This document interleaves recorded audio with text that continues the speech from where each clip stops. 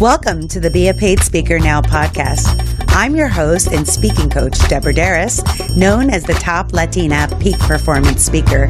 This podcast is here to support you with strategies and best practices of paid speakers so you can find out what works and what doesn't, so you can achieve success with ease and grace in your speaking career. Enjoy the show. Are you always on the road speaking and your house is all alone collecting dust? Wouldn't it be nice to make some passive income while you're out speaking on the road? Well, I do. Want to know my secret? Airbnb.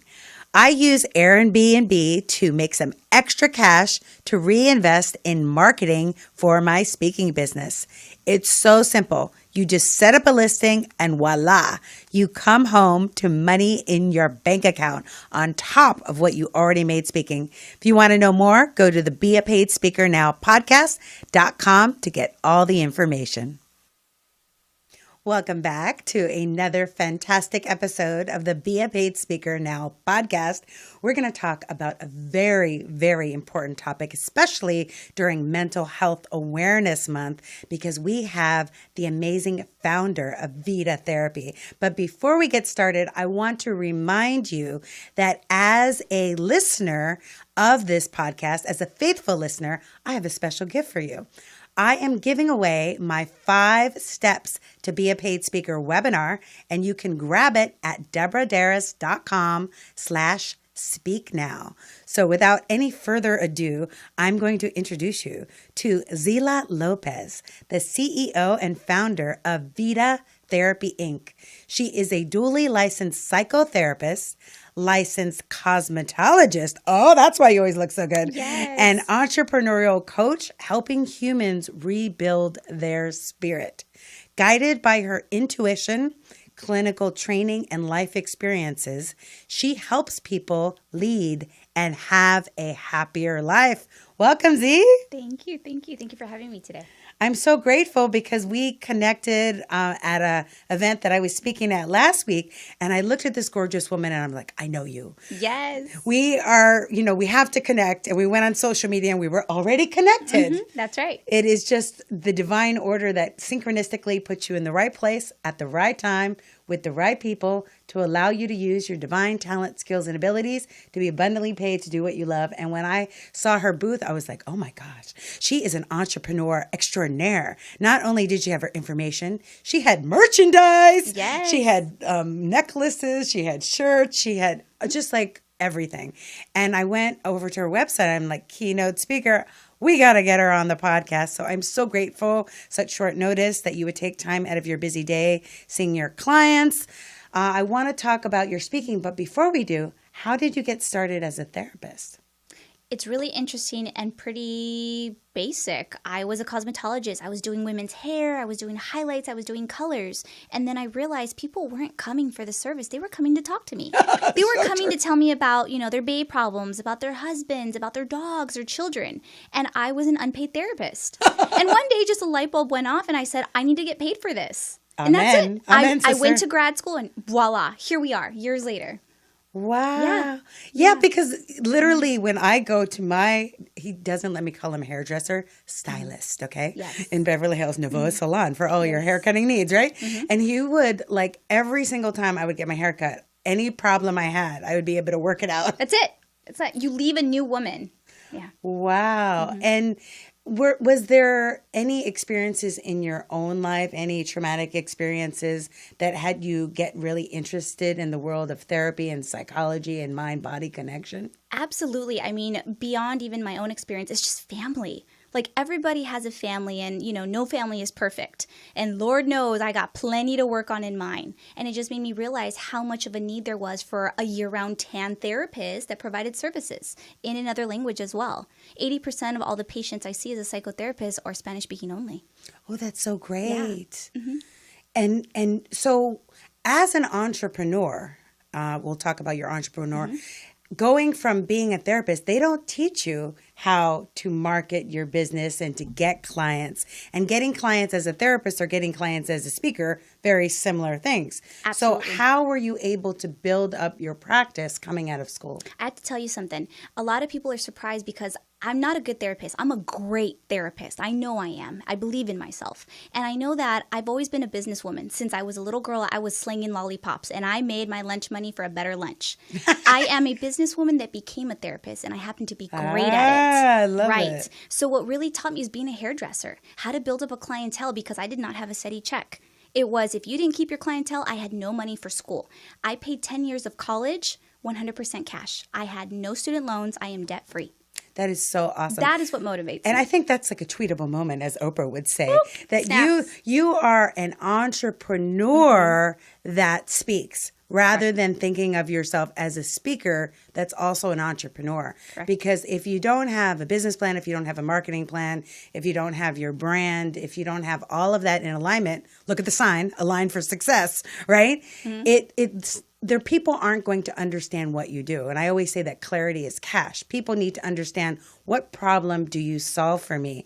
In elementary school, I had a cat club for my cat Bootsy, and I was selling pins, and you could become a member of the Bootsy fan club. And wear a pin. It was like $1 each, which was a lot of money at 8 years old. Right. And I was selling and getting people into my membership. And that cat was so rude. I was like, how can I have fans for you, cat? You're just no I'm good. going to tell you something, though. They weren't fans of the cat. They were fans of you. Right. I am a firm believer, and this is quotable. This is mine. People do not buy a service, merchandise, or product. They buy you. Exactly. People do not buy therapy, do not buy blow dries or their fanciness. They buy me. That's it. I love it. And you as a speaker really need to do a lot of the inner work because you're entering stages. I was just telling her my next gig is for 300 laboratory technicians. I'm imagining all of these guys with glasses and these nerdy guys. They're like, we really want you, Deborah. I'm like, you really want me? Are they going to be ready for me? They ready for you? Are they ready? Right? Yeah. And so going into and I've spoken at Caltech, I've spoken at JPL with all of these PhD rocket scientists. You have to have confidence to take a stage and own it from the moment you open your mouth all the way till the time you drop the microphone. And one of the things why I wanted to have you on the show is because I think people think that therapy is if you're sick or if you're crazy, but I really believe that therapy and doing inner personal development work is required if we want to grow and expand and a necessary part of your discipline as a speaker. Can you talk about the importance of doing the inner work? Absolutely. I think it goes back into everything, just full circle, the marketing, the advertisement, your business plan. If you don't know yourself, how will you know your merchandise or your product? You won't. People are buying you. And I think that in really knowing and accepting what areas you could still grow and develop versus what you're really good at, you can start to delegate what you're not good at and save time and effort and really just focus on what you do well. That is why I delegated being here at Morris Media Podcast Studio because I did not do well at video editing. Right. I did not do well at doing it on my own. And the book that changed my life with that was Strength Finders 2.0, where you discover your 5 biggest strengths and you delegate the rest. But how do you work with people? Like, what are the modalities that you use in your private practice? Yeah, I'm really big on solution focused. I truly believe that my entire purpose as a psychotherapist is for you to no longer need me. That is my goal. I don't understand when people say, I need the doctor, I need to go, I'm sick. No, I don't see it. It's even the word patient versus client, right? A solution focus is, hey, this is what we're going to work on today. What do you think is the solution? All right, let's both explore those paths. Here's plan A and here's plan B. Let's go further into that. I let you be your own therapist. I train you. I'm uberly happy when someone says, Z, I'm feeling so much better. It was good working with you. That's my goal. I love that. Yeah. I do the same thing when I'm coaching. It's like my job is that you don't need me, that you have your own inner coach in your head. But it's so important that speakers take time for self-care because there's nothing more draining. When you think of the career of speaking, you're like, wow, you get to be in limos, you get to travel to all these places, and you have that 45 minutes on the stage where you're the star. And then you have the crash. Right. It's kind of like the rock star where you're back at the hotel or running to the airport. You're 30 hours, maybe traveling. And it like all of that high of the adrenaline rush of the speaking and you drop down. And how do you deal with that? Because you can't live off that adrenaline, because eventually, like I wrote about in my book, it creates stress. Absolutely. You know, the biggest lesson I learned is when I was researching Celine Dion. I'm a huge fan. Ah. And after she performs on stage, she takes weeks of just solitude.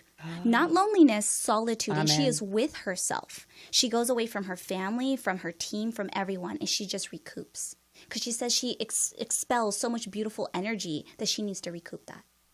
It's so true. Like after I'm speaking, and people are like, "Oh, you're so extroverted. You always want to be out." I don't want to talk to anyone. I don't want to look at anyone. No phone. I don't want to be around everyone. Thank God for Amazon Fresh delivering my food. I just go into it. And I used to think that being alone was lonely. And I love your distinction. And I meditated one day and I heard this voice that I believe is my higher self or Christ presence saying that I was at one with the one. That I wasn't alone. That's why I used to do my Periscope at 11:11 to remind us of the synchronicity and the oneness. When I'm at one with the one, then I get filled up. But we give so much as speakers that it's really important to have self-care practices to restore. What are some of the self-care practices you recommend to your clients? Affirmations, I do them every morning. I give much, I require more. Every morning. I give much, I require more. And so you spend time doing affirmations like in the mirror with yourself? I show up before fear does. Ah, yes. Ooh la la, another Yes. quotable. You're so That's it. quotable. I Yeah. show up before fear does. And not all days. I'm going to be just real with you. There's some days where this glam is not going on. Like there are tears, there are mocos coming out. Like I allow myself to feel. But then I get myself up, I put my heels on, I put on my lipstick and I go. It's being in that moment. Yeah. Yeah, and I say that when you take time to align for success, then all of the ego voice is on softer volume and you can hear the divine guidance of your intuition that's always leading you. So how did you get led into speaking?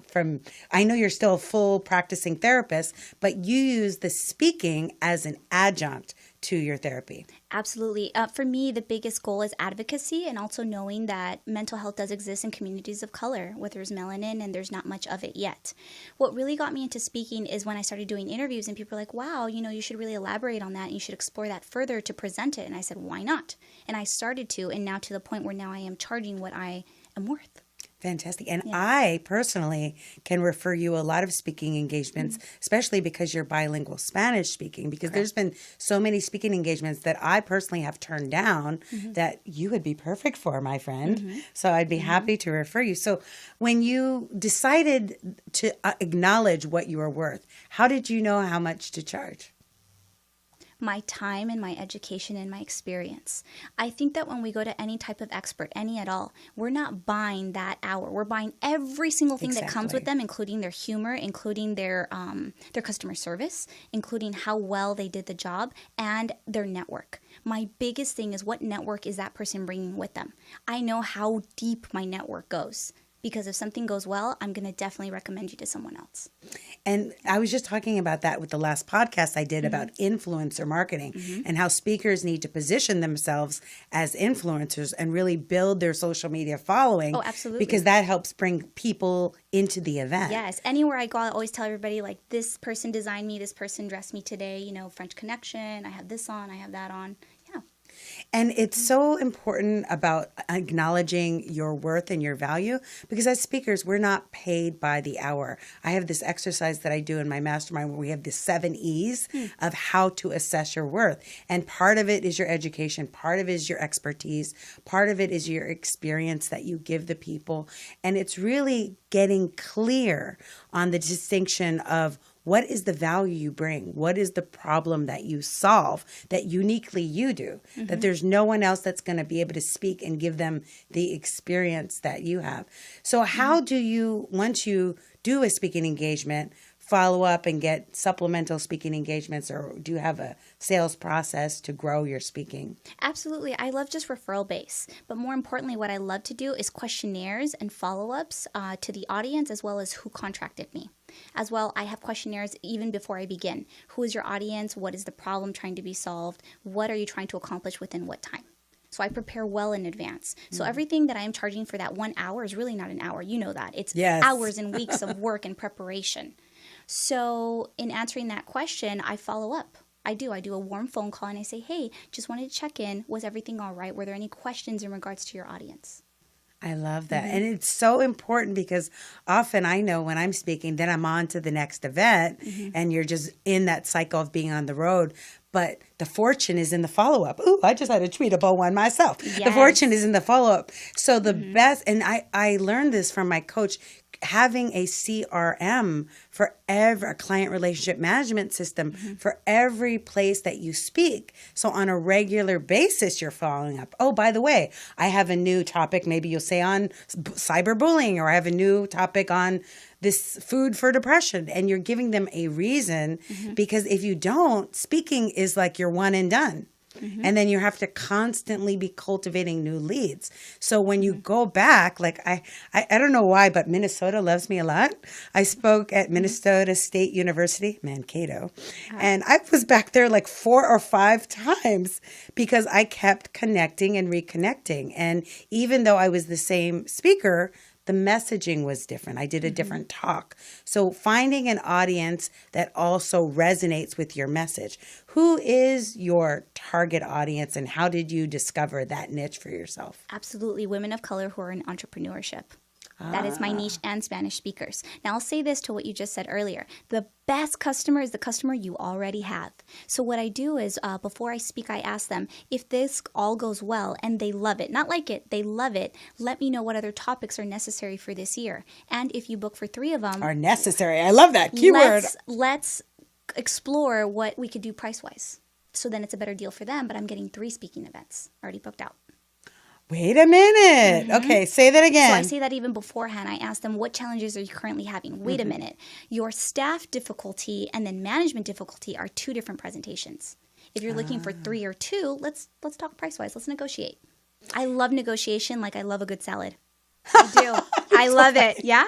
You love negotiation like you love yes. Yeah. It's so true because people will come to me and they'll like, I want you to increase our productivity and efficiency. Sure. And I'll do a workshop and I'm like, well, that's a whole separate thing on, customer service, or that's a whole separate thing on stress management. That's a whole separate thing. Right. And I could give an overview, but if you want to take a deep dive, we could do some consulting. I could do some webinars. That's the other thing with speaking. It's not just the sage on the stage. You can get back-end sales for consulting. And with you, I would see you doing like EAP work where you could be. That's a great point. The employment assistance program, I have to share with you, that is amazing for the trainings, not so much for the support system on the mental health end. Hence why I'm a cash-only provider. I don't mess with insurance companies. I don't blame you. Yeah.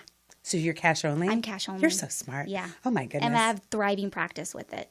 That's so I fantastic. told myself when I started my business, I'd rather eat rice and beans than go to insurance companies and have them delegate and tell me how to run my business. Exactly, because then you're at their mercy. I'm at their mercy, and they have not given a pay raise in 20 years. Oh, my goodness. And you're saying the majority of your clients, both in your speaking and in your practice, are primarily Spanish speaking? In my practice. Oh, in your primarily, practice. yeah. And in your speaking, it's both.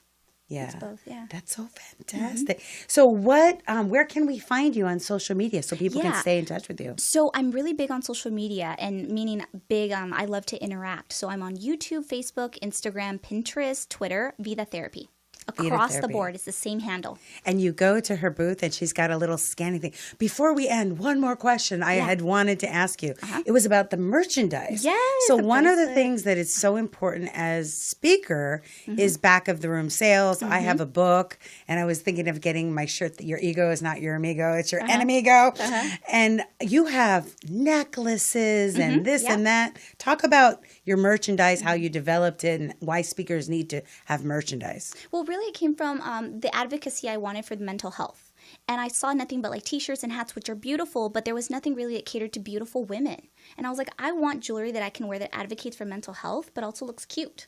So that's what I just created. So I have necklaces, I have earrings. Tell them what they say. It's so cute. Yeah, so I have my ring on right now, and it's terapia, which is therapy in Spanish. And it advocates for the Spanish Spanish speaker that goes to therapy. Que chévere. Sí, que chévere. And I have my therapy bracelet, and on the inside, it's the reason we go to therapy, because I love me, and it's a whole collection. So there's a collection for this year and for the next and for the next. The reasons of why we go to therapy. Because my family matters. Because my children matter. Because I want to have better health. Yeah, and her branding is so beautiful. That's what helps you being a cosmetologist. Yeah. You have that visual. The aesthetics. Exactly, the aesthetics. I love that. Yeah. And it being a speaker, like she said, like Z said, it's being an entrepreneur first. That's right. And you said, I'm quoting all of your quotes, they don't buy the service, they buy you. That's right. So they've seen you on YouTube, they've seen you on your Instagram or LinkedIn, and they're like, we like her. Why do the laboratory people want me? They probably want to energize this crowd. Right. They want to laugh. All the speakers are on, like, all the topics were on very scientific biology stuff, and mine was the one inspirational. So you be you and focus on your expertise, and you will be an amazing, or already are, speaker such as Z. I'm so grateful that you're here. Check out Vita Therapy. She's available for hire for all of your speaking needs. So thank you so much. Yes, thank you. And thank you all for listening. This has been another great episode of the Be a Paid Speaker Now podcast. If you loved it, why don't you write a review? 5 stars, my friends. Tell them why they should be listening in, and share it on your social media. You all know that sharing is caring, and I have something to share with you. The 5 steps to be a paid speaker webinar. You can grab it, you can download it, you can watch it right now at deborahdarris.com/speaknow. Thanks for tuning in. Thank you for tuning in to the Be a Paid Speaker Now podcast. If you want to get a free webinar on 5 steps to be able to be a paid speaker, go to deborahdarris.com/podcast. Thanks for tuning in, and remember, you are